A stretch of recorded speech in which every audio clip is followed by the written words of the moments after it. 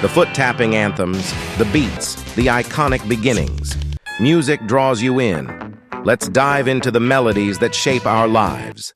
A journey through the symphony of your mind. Welcome to Your Brain on Music, a podcast that asks the question, what really happens in your brain when you listen to music? Here's your host, Anthony Cirillo.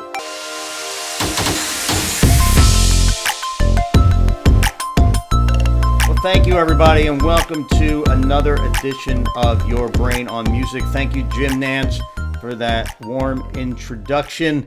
There's a backstory of Jim and I. We go back to the 70s when I was working in sportscasting, so I appreciate that iconic voice. So every week on our show, we explore music and the brain and how music can impact health and wellness. We have a variety of guests, from neuroscientists to musical artists.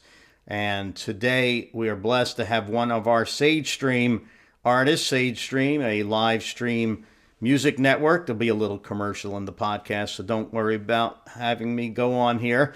Let's just get right to it. Our guest today is Greg Whitt.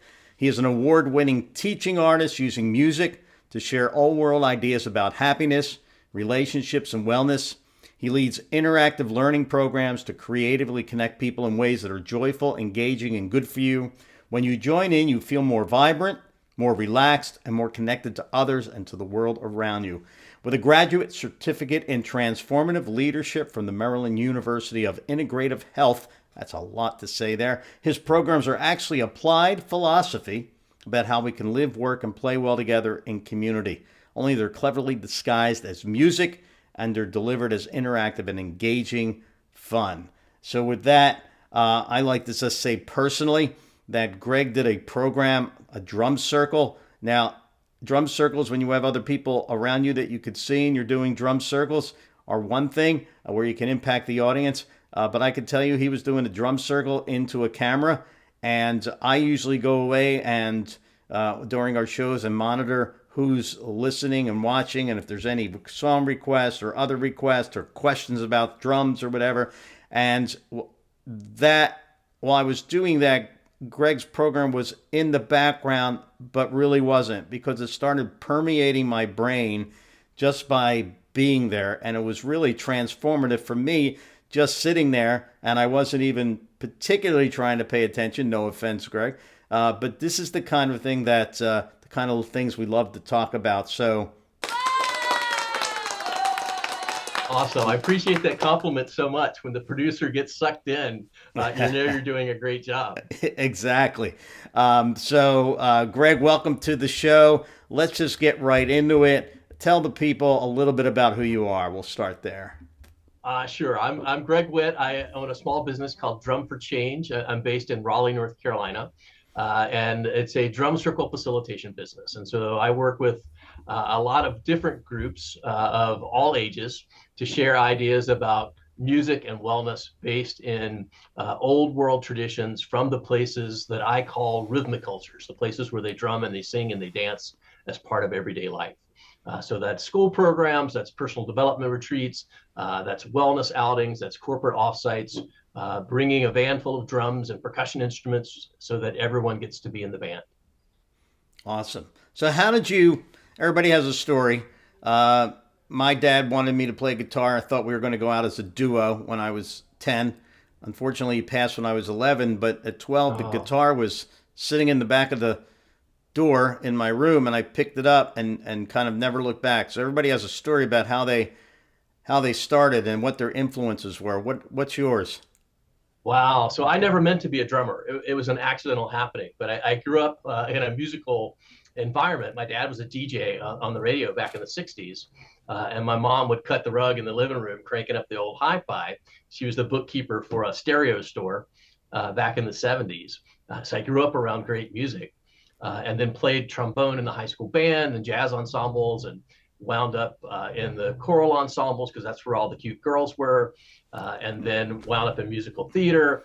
Then I went off to college and thought I was going to be an engineer, and I gave it all up. And so many years later, I wound up working at my alma mater, and my first job there was to rent out the dormitories for the summer. And we brought in a group of 300 kids for an arts and sciences camp. And at the end of their week, they lined up all the kids on the sidewalk, and they were going to take them into the auditorium and do the big slideshow for the parents to see. And out walks this guy wearing and playing this West African djembe drum. And if you know anything about West African music, it's music designed to move you, and that's not an emotional thing; that's a physical thing, right? So people start dancing, and these kids start walking along in perfect unison and harmony. And before I know it, my toes are tapping, and I'm jumping up, and I'm in that parade. And I follow that guy to the end and said, "What is that thing? Where'd you get it? I got to have one." And so that started my path to exploring hand drumming. So started off on West African djembe drums, and then moved over into some Middle Eastern music, and then music of the Caribbean on barrel drums, the conga drums from Cuba. And that just kind of became the hobby that became the side hustle that became this thing that I do for my living for the last 15 years now. That's awesome. I love how you had one section where I learned that because that's the one that got the girls. So as Billy Joel famously said, he took piano lessons for the same reason. And I got into a band, but I was a guitar player before I got into the band. But the guitar playing spot was already taken, of course, because everybody wanted to be the guitar player to get the girls. So I became the cute bass player. So it was good enough. But anyway, nice. So, what makes you passionate about music? I think it's the idea that music has the capacity to take us places that we might not be sitting in, right? The idea that it captures our imagination, that it hijacks our chemistry, that you can, through the power of the playlist, throw on some great tunes that really elevate your mood, that shift your mindset, that connect you to more positive times in your life, maybe. But just being able to curate the things that we listen to make all the difference in how we feel and how we go through our day. So, what kind of age groups do you perform for? I work with basically elementary school through well elderly. So that could be folks in a senior center, that could be kids in first grade, and most things in between. Although high schoolers are challenging.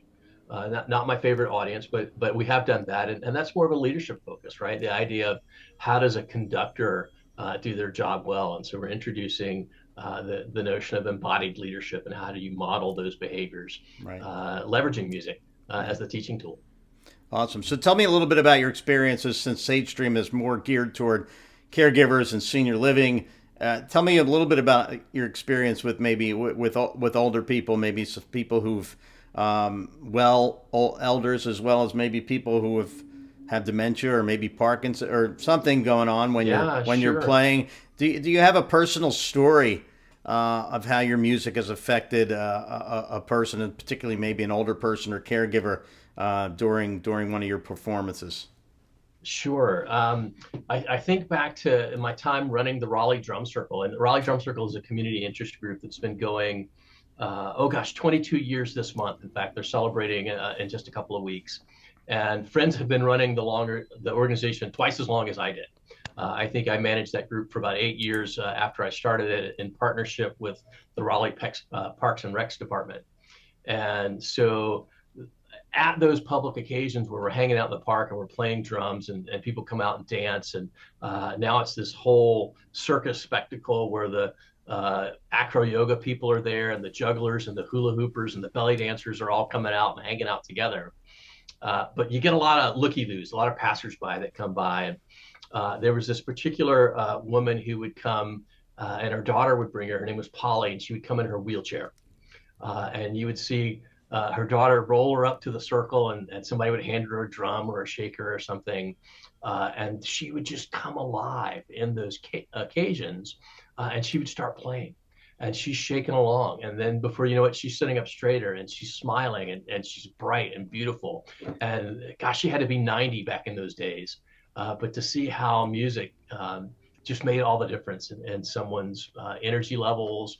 When you get into the science of it, you're boosting the immune system and promoting endorphin production. And it's just beautiful to see how that little bit of music medicine, I'll call it, brings people to life. Yep, and more of that music science is coming to the fore, and I'll allude to that in a little bit. But And now this message. Introducing SageStream, a dynamic platform offering live, interactive, real-time music video streaming tailored for older adults. Here's how we elevate the experience. Enjoy a rich variety of live performances, complemented by rebroadcasts and a comprehensive archive of past shows. Access over 100 top artists from around the world, including sought-after talents like Ben Morrow, guitarist for icons like Cher and Lionel Richie. Explore a wide range of musical genres such as jazz, rock, blues, classical, standards, opera, and beyond. Engage directly with artists through song requests and personalized acknowledgments, fostering connections through chat and text interaction. No hardware necessary. Simply sign in with a username and password from any device or smart TV, ensuring hassle-free accessibility. Keep your loved ones connected and engaged, combating isolation and fostering a sense of community.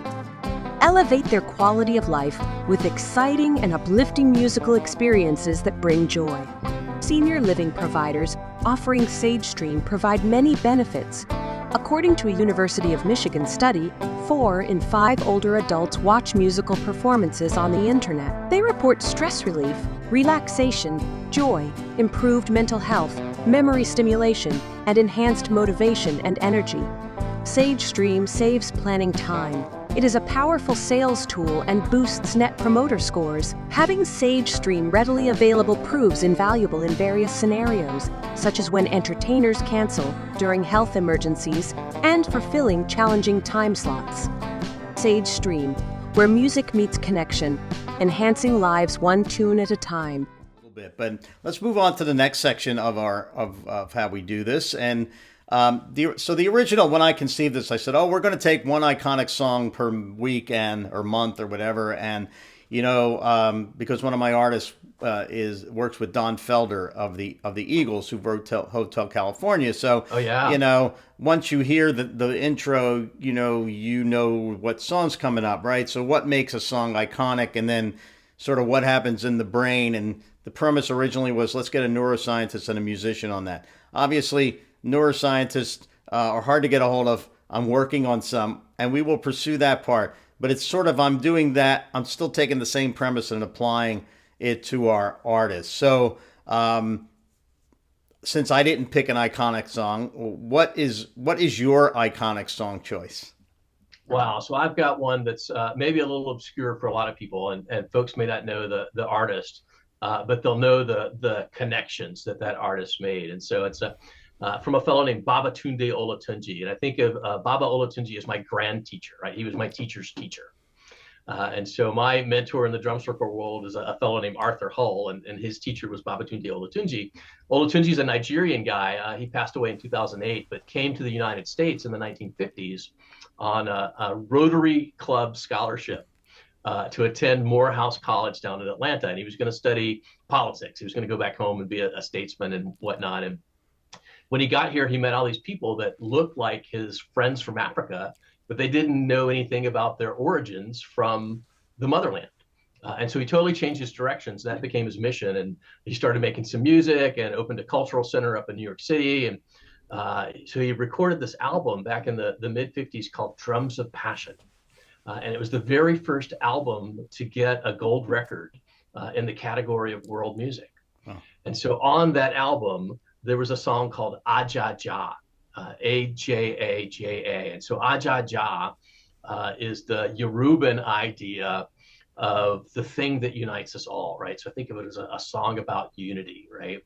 And so when they sing the song, it goes, Ajaja, and then the crowd responds, Milo. So it's the thing that unites us all, and the response is, we're all one. And so I'm teaching this song to kids all the time now, because there's so much divisiveness in our society that any occasion that we can bring folks together makes all the difference. And so the song was great on its own, but it wound up being popular. And the ideas that Olatunji was sharing caught the attention of bigger artists like the Grateful Dead.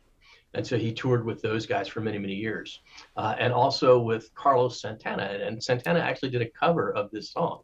So if you go back and dig through some of his music from the 70s, he re-recorded that song that Olatunji had done back in the 1950s and early 60s. So that's my iconic song, Ajaja. Yeah. So how does that song make you feel? I mean, when you immediately when it starts playing. Man, so that song, it starts off with these driving drums, and it's this world music vibe of lots of different drums. We know the modern drum set where one guy's playing all the things, but in the older ensembles, it was one guy playing one thing. And so when the cultural ensembles started coming over from Africa and the Caribbean, they couldn't afford to bring everybody, and that's how the drum set wound up being invented. You had to have one guy because you couldn't bring them all. Right. And so when all these drums start layering in and they're rocking it, and your toes start tapping and they start chanting and singing, man, you just feel huge, right? You just start to puff up in some way, and that just really makes me brighter and vibrant. And so the juices start flowing, and it just really hijacks my chemistry and lifts me up in some way. And so when I hear that song pop on, it never pops on the radio, but when it Right. pops onto my playlist that's rocking around in my CD player or whatever, my my iPod from back in the day, that stuff. Man, I just really light up, and I love the song because my wife was listening to that song because her dad liked that music when she was a kid. And so when I first played that, it was like magic to her Wow. because she knew I knew something about something that was important to her. And so it was a great connection that strengthened our relationship when we first started dating. Yeah, and I could see how you get animated just by talking about it, which is amazing. And that's the beauty and power of music, right? One of our Sage Stream artists, Nick DiMatteo, came on, and I asked him the same question: "What's your iconic song?" And he said Bill Withers' "Lovely Day." Lovely day, Ooh. lovely day. And he says I could be having a crappy day, and "Lovely Day" comes on, and all of a sudden I'm in a different mindset. So yeah, it's amazing. I think if anything, people get out of this podcast is please listen to more music, more varieties of music, and start feeling the music because I ask a lot of people because I take it for granted. In my house, we have music on all the time. Of course, I play music, but there are houses you go into where it's complete silence, and Yeah. we need to. Music is so amazing, and it cuts through things you never even realize. So you talked a little bit about the meaning of the song. How do you think it is has influenced culture and perhaps stand the test of time? Well, when you talk about this Bill Withers song or Olatunji song, these ideas that are bringing positivity into the limelight, that sort of thing is powerful. And you go back to these traditions from India, the idea of mantra and the repetition of positive ideas to impact us, and you're creating new neural pathways and biological wiring that makes us feel good. And so why would we listen to the other stuff that brings us down when we've got access to all this great music that uplifts us? And when we're feeling good and we're on top of the world, that's contagious, right? People want to be around that. And so it shines that light on not just you, but all the people around you. Because your mood is making that influence everywhere you go, whether you're stopping at the bank or the grocery store or Yeah. hanging out with your Yeah. partner or whatever it may be. That is reflecting onto others. Yeah. Why the heck's he so happy? All right. Now this is our lightning round. You've previewed the questions. If you don't have an answer to the question, that's fine. But I always preface this by saying, in her book, Music Has Power, Connie Tomeno, co-founder with Oliver Sacks of the Institute for Music and Neurologic Function, outlines ways where caregivers can hone in on the music soundtrack of their life and their loved one. So in her book, and I'm on the board of the Institute as well, and Connie and I have become really close friends. A lot of people don't know that, Oliver Sacks was studying the brain, but when he met Connie, that's when he switched to studying music and the brain. It was Connie 6 years ago that brought this to him. So the more I hang around with Connie and learn from her, it's just amazing. So she has a whole bunch of questions in her book that I am free to use to spark people's minds about, hey, do I have a song list? Like, if I were starting to have dementia and people wanted to use music to bring me back alive, what would that playlist look like? So I'll just shoot them at you. Like I said, no wrong or right answers, and you could do pass or move on or whatever. So, do you have a favorite type of music? World music is my favorite. Yeah, and particularly I really like stuff from the Putumayo record label. They're all compilations. They were CDs back in the day, but now there's a great Spotify channel that features their music, and it's instruments that you might not hear and languages that you might not hear, but really joyful stuff that kind of sparks my imagination about exploring the world. So for our viewers and listeners who aren't familiar, how do you define world music?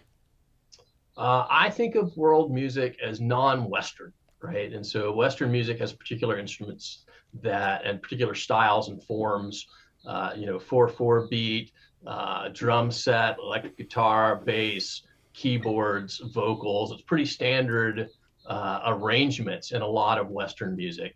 And that shows up differently in whether it's blues or rock or jazz or whatever, ballads, all those kinds of things, but pretty standard forms. And some of this other stuff is more centered on repetitive vocals and percussive instruments that were easier access or maybe homemade. And so I got turned on to this living out in the desert. The Air Force sent me out to Tucson, Arizona for 4 years. And there I got turned on to Native American music and New Age music. And that led into world music as a genre. What music did you listen to when you were young? Growing up a child of the 80s, like I said, that my dad was a DJ. And so we had all the 70s soft rock stuff that was on and those kinds of things. My parents were pretty conservative, so I wasn't listening to a lot of progressive music back in those days. But the 80s rock stuff, the pop stuff, Columbia House Record Club, 12 for a penny kind of thing. But I was digging on Asia and Robert Plant and REO Speedwagon back in those days, and then moving up into the 80s with Peter Gabriel and REM and even Rod Stewart. I worked for a radio station in college for a while. I got to see a lot of great shows for free, and so I was pretty eclectic in my taste. Awesome. Did you have a favorite singer or band at the time? Oh, at the time, let's see. No, not in particular. I was kind of all over the map. I liked a little bit of everything. Yeah. So I asked this not knowing, so I'm Catholic, but I've never actually sang in a choir. I just picked up an instrument and started playing in bands immediately. But I know some people's entry into music comes through church and things like that. Are you of a particular religion or denomination, and has that at all influenced your approach to music? What a great question. I grew up Southern Baptist. So an irregular churchgoer because I lived in the country and my dad worked weird hours and my mom didn't drive. So we were at the mercy of good-hearted people to pick us up and take us places a lot. But growing up in a Southern Baptist church in the country, a lot of hymns and standards in that arena. But that really wasn't a big enough worldview for me as I got older. And so my scope has broadened a lot. In fact, I was just hanging out with Unity Church people last night and Unitarians last weekend and some Catholic music the other day. And all of those things are, inspired by traditional gospel music that's really wonderful, that goes back into the African-American history and how that's been able to evolve and persevere. And it's all wonderful. I look for the similarities in the styles more than the differences. Yeah, absolutely. So I've been interviewing some of my artists who are from New York, so they had easy access to Broadway plays, musicals, classical music. Any of those types of things influence you or appeal to you? Well, actually, I was Brother Joseph in a high school production of Joseph and the Technicolor Dreamcoat. Yeah. I played Reuben, one of Joseph's brothers, and the song that I had to sing was in a French accent, and it was terrible. But I loved it so much. The harmonies really make you feel good when you get all those frequencies going at the same time, and they magnify. It's just beautiful. And it turns out my wife was a hair and makeup designer in theater, film, and television, and she worked on Broadway tours. Oh, wow. So we've had a lot of show tunes. And in fact, our favorite way to argue at home is in show tunes because it gets so ridiculous that you can't take anything seriously. You didn't do the dishes. Oh, but it's your turn. I love that. That's great. I'll bring that up to my wife. Good luck with that. I'll just start singing to her next time she calls me out on something. So that could be tonight. Um, so what about, so I know when I was growing up, there were certain shows, you immediately hear the theme song now, you know where it brings you back. Like, Halloween's coming. So if you go da da da da da da da da, you know where you're at. Did you have any TV shows that still stick in your memory, particularly from a music and movies too, from a music standpoint?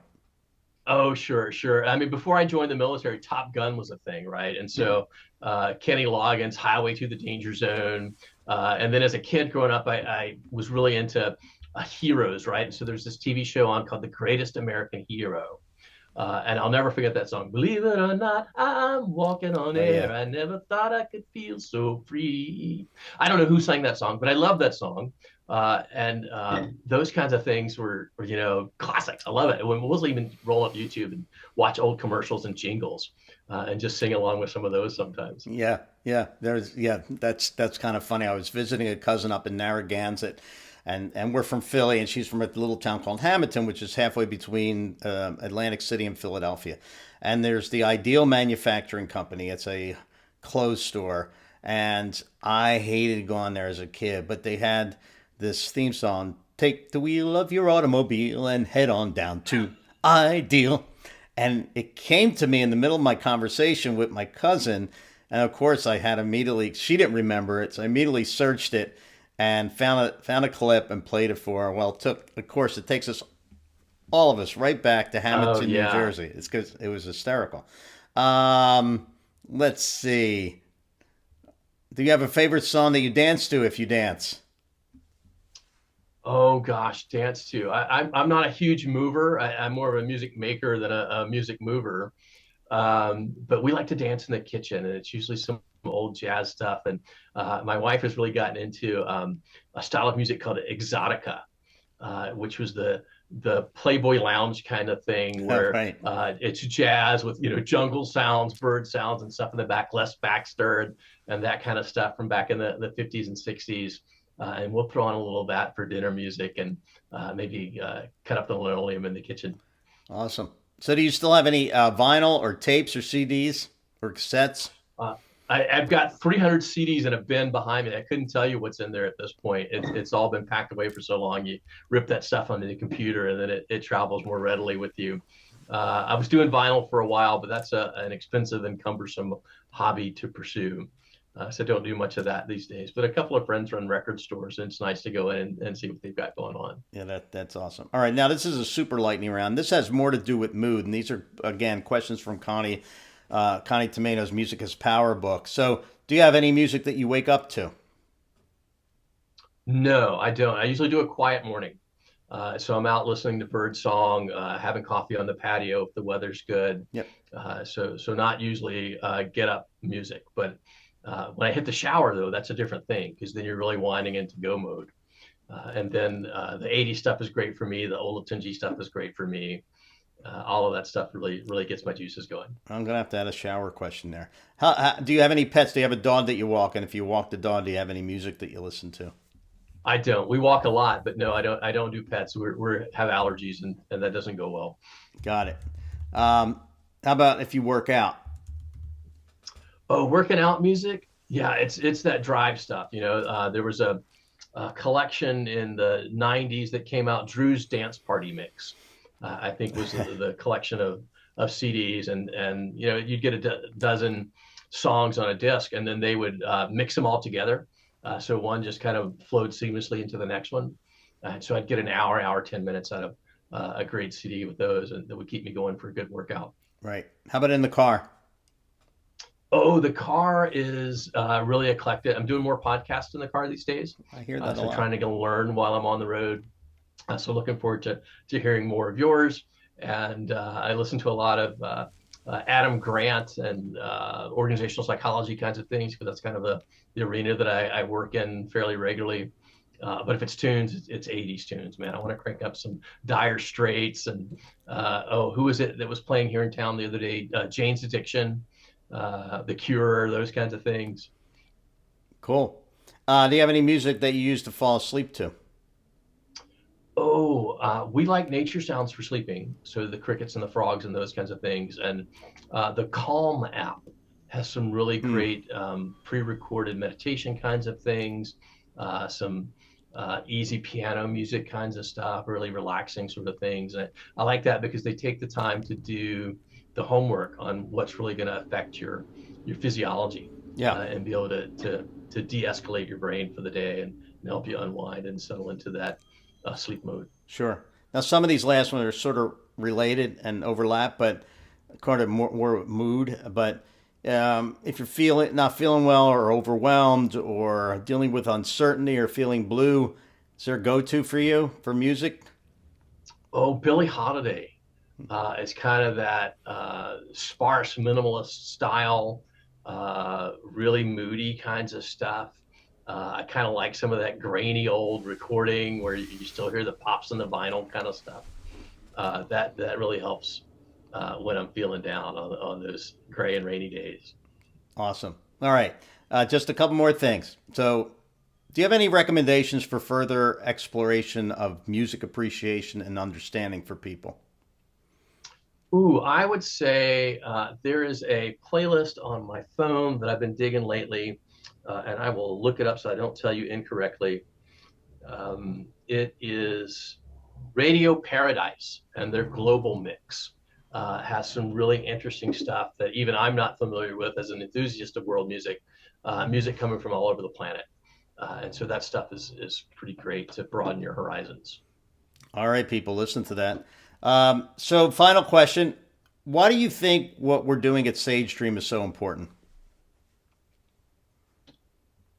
Well, there's two reasons that I think that's important. One, music makes the world better, right? Just in general, listening to music that is amplified tenfold when you participate in the music making, and when you do it together, right? When you're bringing people together, that is wired into our biology. As a species, we wouldn't be here if we weren't coming together for our communal success. And so when we have those occasions, even way back to the junior high school dance, when we come together, it builds relationships and it builds emotional connections. And through shared experience, we create lasting bonds that make all the difference.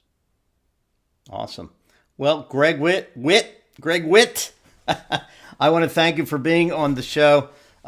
You provided really great answers and made me think more about some things and gave us some things to check out as well. I congratulate on you on the work that you're doing with Drums for Change. I look forward to having you back on Sage Stream live again when we get to that point. But all in all, just thank you for participating in Your Brain on Music. I certainly appreciate it. Wow. Thank you so much for including me, inviting me on, and thank you so much for the good work that you're doing to bring music to more people. Here's this episode's tip for incorporating music into your everyday life for health and wellness, brought to you from Connie Tomeno, the co-founder and executive director of the Institute for Music and Neurologic Function. A great way of using music if you live with somebody or take care of somebody who, because of dementia, gets agitated and has these disruptive type behaviors. Many times those behaviors are a fight or flight, a fear response that are self-protective. And so in order to have that individual feel safe and comforted, finding a piece of music that they love, that they can personally connect with, will actually give them that sense of safety and a sense of being someplace where somebody knows who they are. And that will alleviate their fight or flight response and can calm them down in that moment. So then you can care for them in a way that helps them the best. Here is this week's listener's musical memory. Hey everybody, this is Anthony Cirillo, your host of Your Brain on Music. And I have a song that I like to tell you a little bit about and the story behind it. The song is called Because He Lives. Because he lives, I can face tomorrow. Because he lives, all fear is gone. Let me tell you the backstory. So I entertain assisted living a lot. I've done 3,000 performances over the years. And when we moved to North Carolina, I went to Hickory and I met Esther. And Esther became my designated heckler. You know, I have themes for every month of the year for programs. So in November, I would do Pennies from Heaven, and she would ask, well, what's that got to do with November? I say, well, it's National Accountants Day in November. Ba-dum-pa. Well, anyway, one day the activity director asked me to go visit Esther in the hospital after her performance. I was kind of shocked because I said, all the people, and she wants me to visit, and she was in the CCU, so that was even more making me wonder what the heck was going on. Turned out she wanted me to sing that particular song. And I got there, and her daughter was there, and Esther's flirting with me, and her daughter's all embarrassed and kind of stuff. And so I said, Esther, we're in the Bible Belt. You got 1 million people can sing this song for you. I'm a guy who sings the standards, you know, Sinatra, Dean Martin. I came down from the upstairs of my house in South Philadelphia, and we have a picture of the Lord on one wall and Frank Sinatra on the other. She said, well, that's the song I want. So after much bickering back and forth, I sang Unforgettable, because that's what she was. But I told her I was going to learn that song. And I did. And I recorded it, put it on a little CD. I sent it to the assisted living. She was back there now. She had been in the coronary care unit. And I thought everything was right with the world until the activity director told me, well, you know what? She's in hospice. Then a few days later, she passed. And, you know, I don't make it a habit of going to funerals of residents I've sung for. I guess I'd be quite busy. But I went to Esther's funeral. And the song on the playlist was Because He Lives. And her daughter came up to me and started crying. And she had never cried up to that point. And she said, did you hear about my mother's last day of life? I said, I did not. Well, evidently on her last day, they played that recording, that little 3-minute recording of me singing Because He Lives over and over again until Esther's daughter knelt down next door and started singing with me, and then said, Mom, it's time to go. And Esther passed that day. Now, there have been many times I've wondered, why do I continue in the senior care business? I could have made a lot more money in hospital care for sure.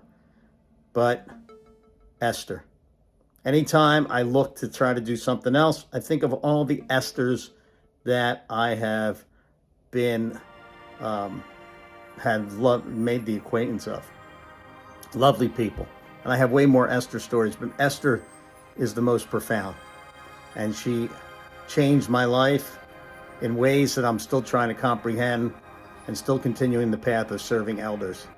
So, Because He Lives.